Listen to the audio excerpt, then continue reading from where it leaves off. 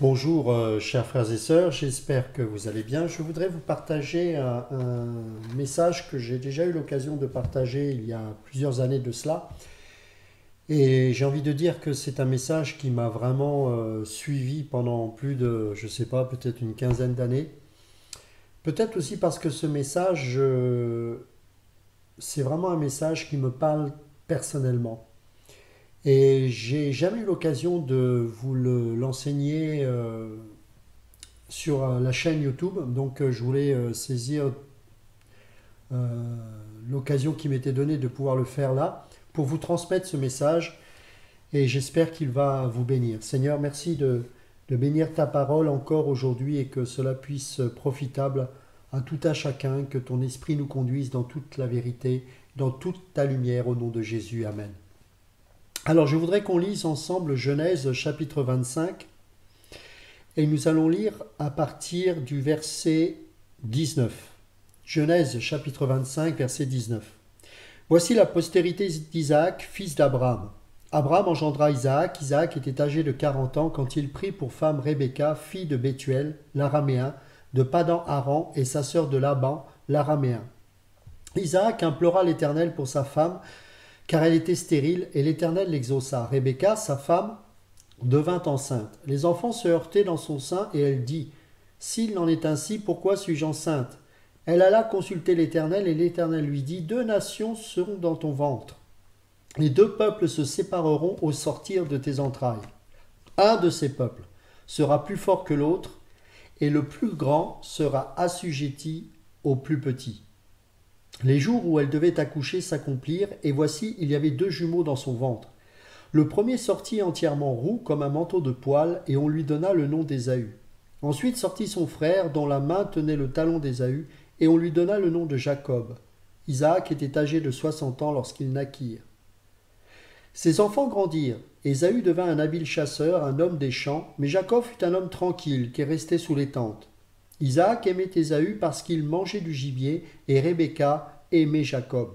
Comme Jacob faisait cuire un potage, Ésaü revint des champs, accablé de fatigue. Et Ésaü dit à Jacob, laisse-moi, je te prie, manger de ce roux-là, car je suis fatigué. C'est pour cela qu'on a donné à Ésaü le nom d'Édom. Jacob dit, vends-moi aujourd'hui ton droit d'aînesse. Ésaü répondit, voici, je m'en vais mourir, à quoi me sert ce droit d'aînesse? Jacob dit, jure-le-moi d'abord. Il le lui jura et vendit son droit d'aînesse à Jacob. Alors Jacob donna à Ésaü du pain et du potage de lentilles. Il mangea et but, puis se leva et s'en alla. C'est ainsi qu'Ésaü méprisa le droit d'aînesse. Une merveilleuse promesse s'était donnée à Rebecca concernant Jacob, puisque le dernier qui allait naître, à savoir Jacob, eh bien, finalement, sera plus grand que l'aîné, et que l'aîné sera assujetti au cadet. Plus tard, alors qu'ils grandiront ensemble, eh bien, alors que Ésaü était fatigué, eh bien, il dit à Jacob, parce qu'il revint des champs, donne-moi de ce plat que tu as préparé, de ce roux-là. Et Jacob dit, ok, mais tu me vends ton droit d'aînesse. Contre ce plat de lentilles, justement, ce que Ésaü fit. Et il faut savoir que le droit d'aînesse était quelque chose d'important à l'époque parce qu'il comportait trois éléments distinctifs. Le premier, c'est que jusqu'à l'établissement du sacerdoce d'Aaron, le chef de famille exerçait l'office de sacrificateur. Donc, celui qui était l'aîné était le responsable aussi, comment dirais-je, spirituel. Ensuite, la lignée d'Abraham, qui sont Seth, Sem, Abraham, Isaac et Ésaü, bénéficiait de la promesse faite en Éden, c'est-à-dire l'écrasement de Satan selon Genèse 3,15. Et ensuite, en vertu de son droit d'aînesse, Ésaü était l'héritier direct de la promesse de bénédiction terrestre accordée à Abraham en Genèse chapitre 12, verset 3. Je vais vous le rappeler, je vais vous le lire. Genèse chapitre 12, verset 3. Je bénirai ceux qui te béniront, et je maudirai ceux qui te maudiront, et toutes les familles de la terre seront bénies en toi. Donc ça, c'est la promesse faite à Abraham, et donc par la suite à tous les aînés qui devaient recevoir cet héritage de la part de Dieu. Il vendit son privilège pour une satisfaction éphémère, on le sait, pour de la nourriture. Et en fait, il faut bien comprendre que Dieu n'a jamais laissé entendre qu'Ésaü était désigné pour transmettre la bénédiction d'Abraham, hein. La conception de Jacob quant au droit d'aînesse était à ce moment-là charnelle et bornée. Il a voulu prendre de manière charnelle et se saisir de manière charnelle les promesses de Dieu. Mais il faut admettre que son ambition d'obtenir ce droit était une démonstration de foi. Ce que nous devons comprendre ici, c'est que là, Jacob, et on verra que sa mère va lui pousser à aller encore plus loin dans l'usurpation des droits, va obtenir avec l'énergie de la chair ce que Dieu avait promis. Et vous remarquerez que beaucoup de chrétiens fonctionnent de cette manière. Nous recevons des choses et des promesses de Dieu et parfois nous pouvons mettre notre chair en action pour que ces choses se manifestent. Et parfois ça nous pousse justement à sortir du plan de Dieu dans le sens où nous allons faire des alliances que Dieu ne voulait pas que l'on fasse, alors qu'au départ notre motivation semblait être sincère, puisque nous voulions justement obtenir ces promesses. Nous ne devons pas saisir les choses en faisant des choses avec des alliances humaines et des choses comme ça. Nous devons recevoir par la foi ces promesses et s'attendre à ce qu'elles se manifestent de manière surnaturelle et miraculeuse. Alors ce ne sera pas forcément quelque chose qui va descendre du ciel, mais Dieu va provoquer des temps, des circonstances favorables, de manière à ce que son plan et que ses promesses au travers de celui qui les avait reçues puissent se manifester. Et c'est ça qui est important et c'est ce que nous devons comprendre. Et Jacob n'aura pas un ministère tout comme Isaac et Abraham auparavant, où il va faire des choses. Mais ils vont croire. Abraham est le père de notre foi, il est celui qui a cru à Dieu, et lorsque Dieu l'a appelé pour sortir de la Babylone, en fait, quelque part, eh bien, il le fera. Ensuite, il va aller vers une destination qu'il ne connaissait pas, mais il va faire confiance à Dieu, et la Bible déclare que cela, selon Romains, cela nous fut imputé à justice.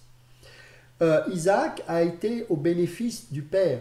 Il a déterré les puits que son père avait creusés, et finalement il a vécu d'une manière assez discrète, mais dans le plan de son père.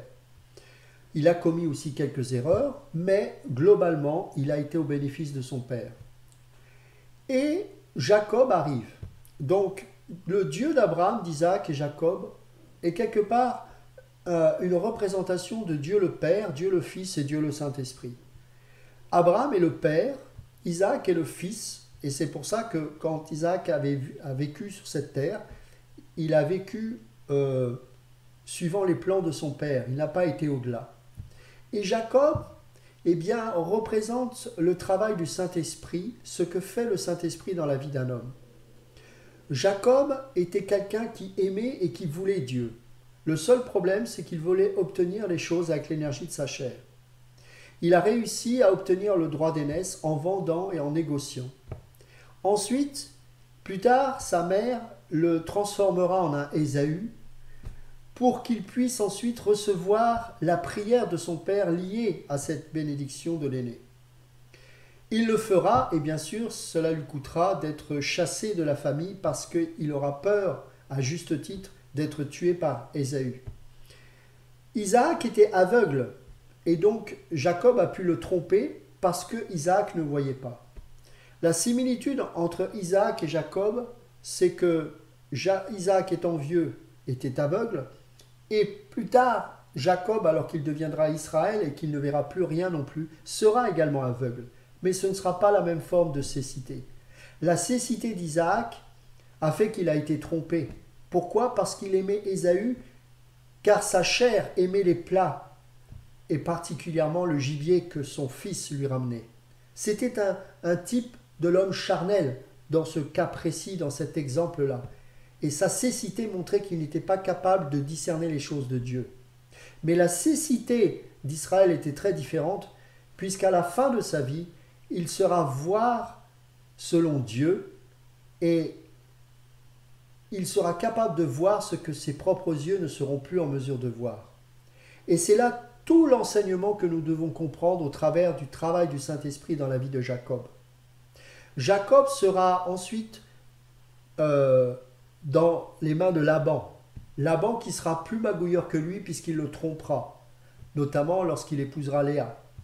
Et il travaillera 14 ans pour cet homme. Puis ensuite il partira, on connaît l'histoire. Et là il va se passer quelque chose de très fort. C'est que alors qu'il revient vers sa famille et qu'il sait qu'il va être amené à rencontrer Ésaü, et alors qu'il entend parler que Ésaü part à sa rencontre, saisi de crainte, il va commencer à envoyer des troupeaux, des brebis, ses servants, ses servantes, et ensuite sa femme, pour amadouer le cœur d'Ésaü. Et pendant qu'il fait cela, il se retrouve seul. Et il va être confronté à une situation particulière. Et je voudrais qu'on lise cela ensemble.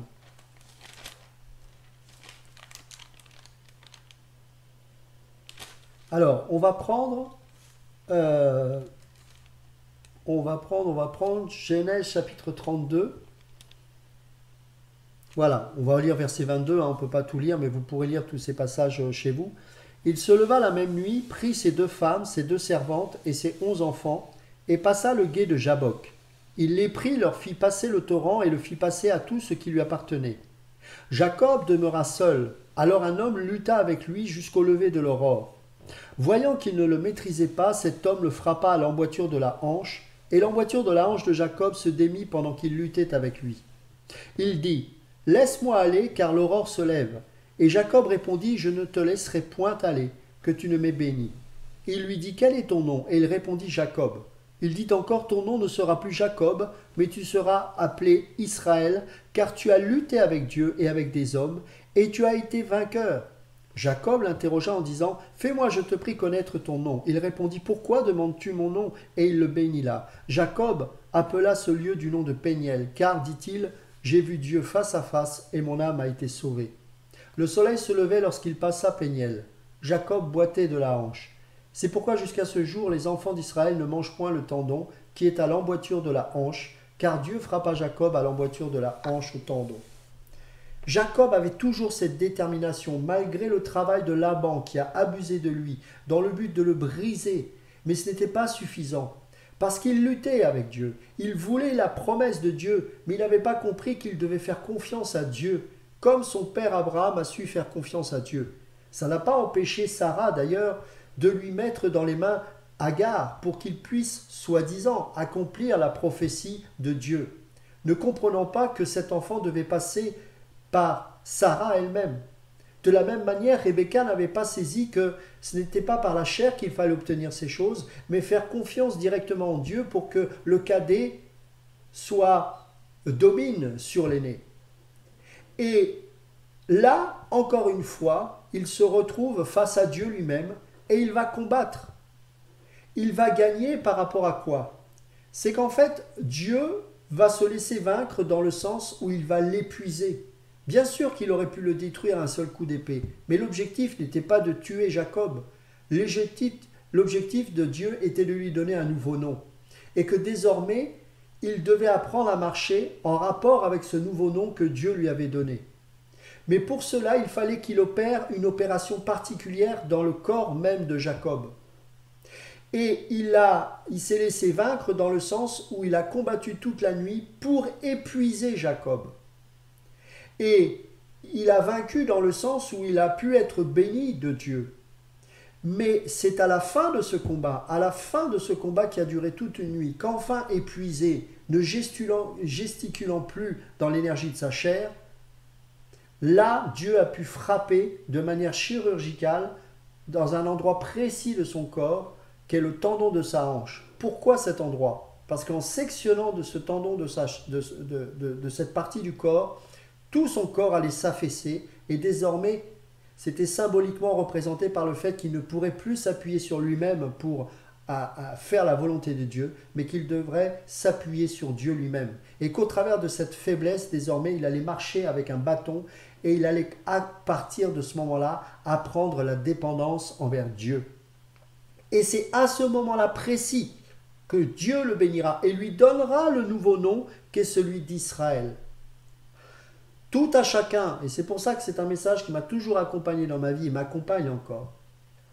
Lorsque j'ai reçu ce nouveau nom, en naissant de nouveau, comme chacun d'entre nous qui sommes nés de nouveau, nous avons reçu, pour certains, une écharpe dans la chair, pour d'autres, quelque chose de particulier qui fait que nous ne pourrons plus nous appuyer sur notre force. Bien sûr, nous le ferons encore, mais de moins en moins, parce que la main de Dieu, le sceau du Saint-Esprit qui est sur nous, fait un travail tel dans notre vie que petit à petit nous nous affaiblissons charnellement, mais nous nous fortifions spirituellement, car plus nous avançons avec le Seigneur, plus le Seigneur provoque en nous une dépendance de plus en plus forte vis-à-vis de lui, qui fait que nous serons enclins de moins en moins à nous appuyer sur notre propre chair, mais nous serons là pour nous appuyer, nous serons enclins à nous appuyer sur Dieu de plus en plus. Ici, le mot Israël n'apparaît qu'une seule fois. Au chapitre 33, il n'apparaît pas. Au chapitre 34 non plus, 35 non plus. Pardon, au chapitre 35, le mot Israël apparaît 2 fois. Au chapitre 36, là encore, si je ne me trompe pas, il n'apparaît pas. Au chapitre 37, nous le voyons 3 fois. Au chapitre 38, nous ne le voyons plus. Au chapitre 39, nous ne le voyons pas.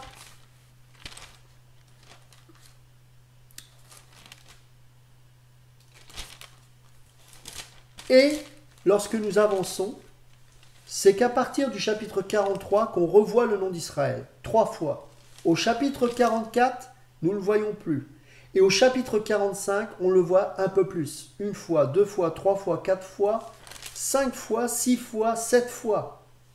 Au chapitre 47, 1 fois, 2 fois, 3 fois, 4 fois, 5 fois, 6 fois, 7 fois, 8 fois, 9 fois. Qu'est-ce que ça veut dire ? Que petit à petit seulement dans sa vie, il va commencer à rentrer dans son identité d'Israël. Et c'est à la fin de sa vie qu'on ne verra quasiment plus que seul le nom d'Israël. Ça veut dire que tout un chacun qui avons reçu un nouveau nom, c'est petit à petit dans notre chemin avec Dieu que nous allons être conformes à notre nouvelle identité en Christ. Nous avons reçu ce nouveau nom et personne ne pourra nous le ôter. Il n'y a pas de souci avec ça. Mais pour que notre vie soit calée avec ce nouveau nom, il va falloir du brisement dans notre vie. Jacob, on le sait, va être brisé. Il va perdre provisoirement, mais il croira qu'il perdra définitivement Joseph. Et on connaît l'histoire avec Joseph. Il sera brisé par l'attitude de ses enfants et le mauvais comportement qu'ils auront. Plus tard, lorsque Benjamin sera tenu en otage, il va être encore brisé et pensera qu'à nouveau il va encore perdre son deuxième préféré. Et bien évidemment, l'histoire se termine bien puisqu'il va aller en Égypte, il va retrouver son Joseph et toute cette famille va être au bénéfice de la protection de Joseph. Et ça, c'est tout un travail qui a été fait. Et on reconnaît un chrétien à la trace qu'il laisse sur la terre, pas par des œuvres, mais par la patte qui traîne parce qu'il boite. Paul lui-même dira « Seigneur, éloigne de moi cette écharde. » Et Dieu lui répondra ceci « Ma grâce te suffit. » Nous sommes des porteurs de grâce. Vous savez, j'ai une conversation sur un commentaire, vous le verrez peut-être, sur une personne qui, et je peux la comprendre, moi-même j'ai été choqué du comportement de cet homme qui était un pasteur assez connu et qu'on soupçonne d'être dans la franc-maçonnerie, etc. Mais quand vous regardez les faits, en fait, bon, ben voilà, c'est du conspirationnisme encore de bas étage. Et bien sûr que quand on est un homme public de cette dimension, parfois on se laisse dépasser par les honneurs, par les hommages, et je pense que cet homme a commis bien des erreurs. Mais de là l'expédier en enfer, sur 3 générations, cet homme a amené des âmes au Seigneur. Et il est un des rares à ne pas avoir emmené ces personnes-là à lui-même ou à une dénomination quelconque parce qu'il travaillait toujours en collaboration avec les églises. Vous regarderez les vieux messages des années 50, 60 et 70, il était plein de fougue. J'ai suivi ces erreurs, ces égarements, et cela m'a attristé. Et j'espère qu'il se repentira et qu'il s'est repenti à la fin de sa vie. Mais je n'oublie pas aussi ce qu'il a été. Et si parfois je cite certains hommes pour exemple, ça ne veut pas dire pour autant que je cautionne tout ce qu'ils font.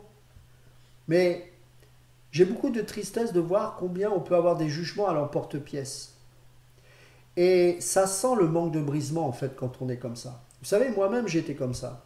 Je condamnais les gens qui fêtaient Noël, je ceci, est-ce que pour autant on doit fêter Noël avec le sapin et tout le cinéma autour? C'est pas mon débat, ça m'intéresse pas ce sujet-là. Ce que je veux dire, c'est qu'à force de vouloir juger tout le monde, je faisais peur à tout le monde et je réalisais que finalement, j'étais peut-être pire que ceux que je dénonçais. Et j'ai compris qu'avec le temps, il faut prêcher la saine doctrine. Il ne faut pas être conciliant. Pour ceux qui me connaissent, vous savez que j'espère être relativement intègre vis-à-vis de la parole, enfin pas relativement, mais intègre, et qu'il y a des choses que je n'accepte pas. Je suis contre l'œcuménisme, je suis contre la doctrine de la prospérité, les honneurs et tout cela. Mais je n'irai pas pour autant dire que quelqu'un va en enfer parce qu'il a une telle attitude. Parce que je ne connais pas la vie de cette personne. Et parce que les faits qui me sont rapportés ne sont pas suffisamment factuels pour que je puisse émettre un avis. Et vous savez, le message du conspirationnisme, que ce soit chrétien ou non chrétien, est beaucoup discrédité par manque de sérieux intellectuel. Et c'est pour ça qu'il faut vraiment être pointu quand on étudie ces sujets pour être le plus factuel possible. Et quand il s'agit d'un frère, le mieux c'est d'aller quand on peut, évidemment, voir les personnes. Mais quand on a un doute, on se tait. C'est mieux. Et je préfère utiliser les choses que les hommes ont fait de leur passé et qui étaient glorieux, plutôt que de revenir sur des choses qui ne sont pas à leur gloire et dont peut-être en plus on peut avoir des doutes. Parce que rien, vous savez, l'image, on peut tellement manipuler.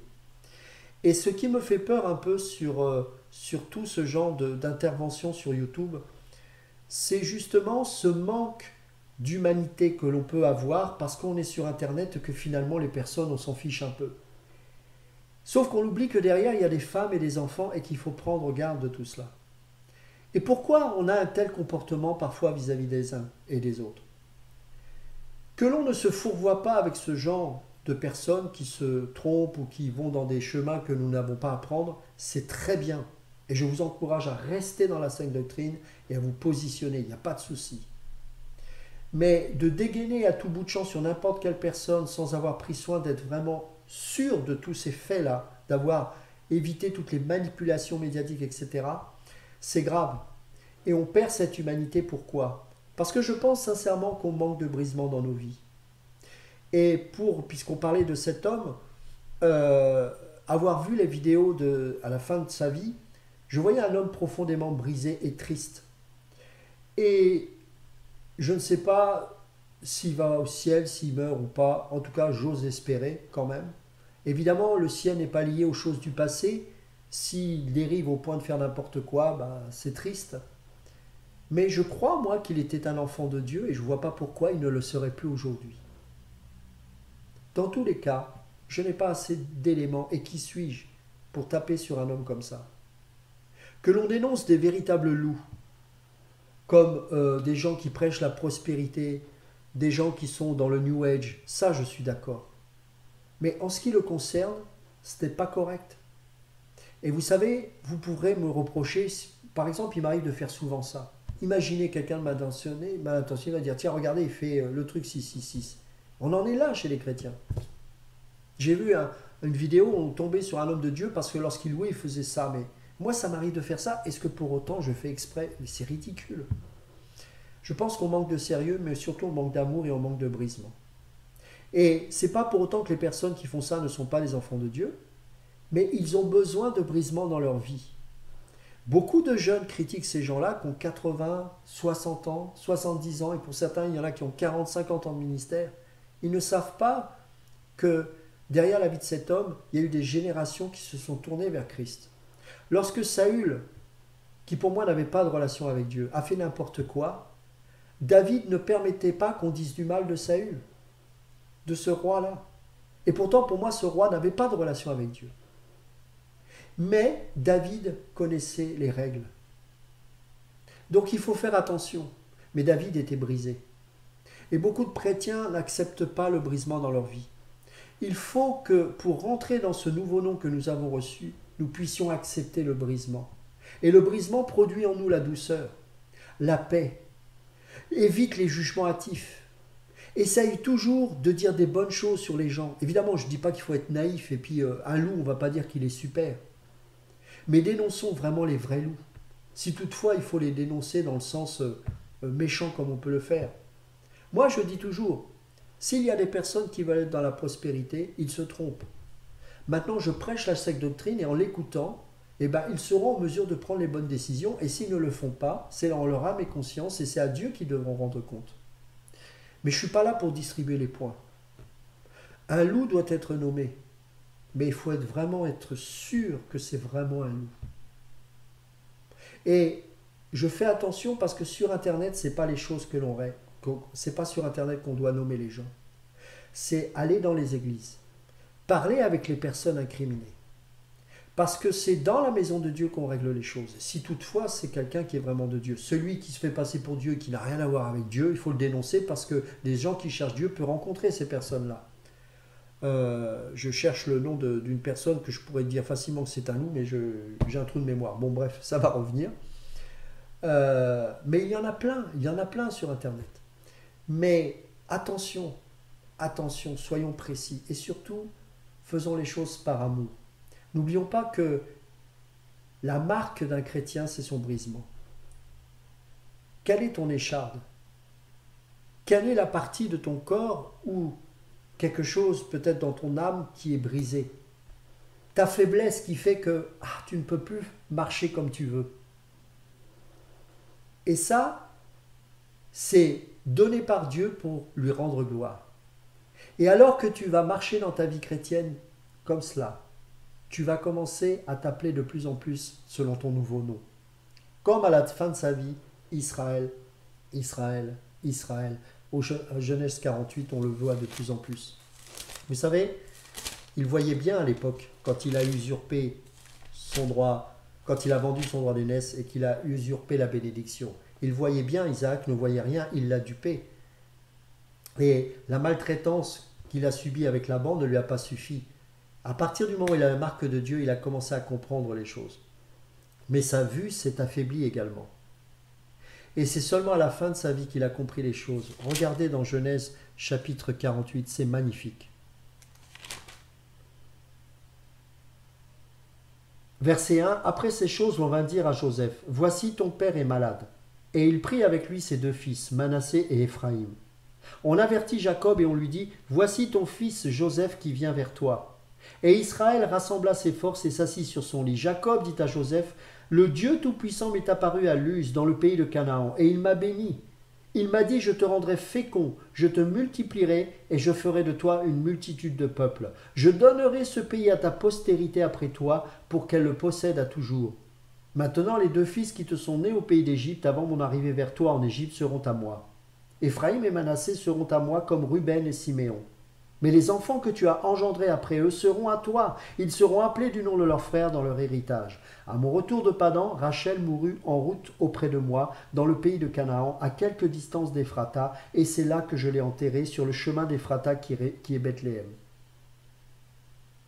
Israël regarda les deux fils, les fils de Joseph, et dit, « Qui sont ceux-ci » Joseph répondit à son père, « Ce sont mes fils que Dieu m'a donnés ici. » Israël dit, « Fais-les, je te prie, approcher de moi pour que je les bénisse. » Les yeux d'Israël étaient appesantis par la vieillesse. Il ne pouvait plus voir. La parole est claire à ce niveau-là. Joseph les fit approcher de lui, et Israël leur donna un baiser et les embrassa. Israël dit à Joseph, « Je ne pensais pas revoir ton visage, et voici que Dieu me fait voir même ta postérité. » Joseph les retira des genoux de son père, et il se prosterna à terre devant lui. Puis Joseph les prit tous deux, Éphraïm de sa main droite à la gauche d'Israël, et Manassé de sa main gauche à la droite d'Israël, et il les fit approcher de lui. Israël étendit sa main droite, et la posa sur la tête d'Éphraïm, qui était le plus jeune, et il posa sa main gauche sur la tête de Manassé, et ce fut avec intention qu'il posa ses mains ainsi, car Manassé était le premier-né. Il bénit Joseph et dit, « Que le Dieu en présence duquel ont marché mes pères, Abraham et Isaac, que le Dieu qui m'a conduit depuis que j'existe jusqu'à ce jour, que l'ange qui m'a délivré de tout mal bénisse ses enfants, qu'ils soient appelés de mon nom et du nom de mes pères, Abraham et Isaac, et qu'ils multiplient en abondance au milieu du pays. » Joseph vit avec déplaisir que son père posait sa main droite sur la tête d'Éphraïm. Il saisit la main de son père pour la détourner de dessus la tête d'Éphraïm et la diriger sur celle de Manassé.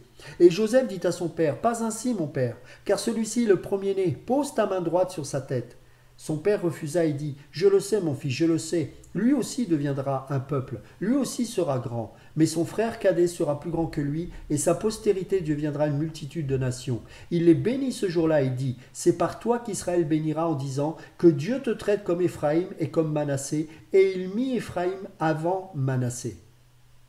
C'est extraordinaire ce passage, c'est extraordinaire.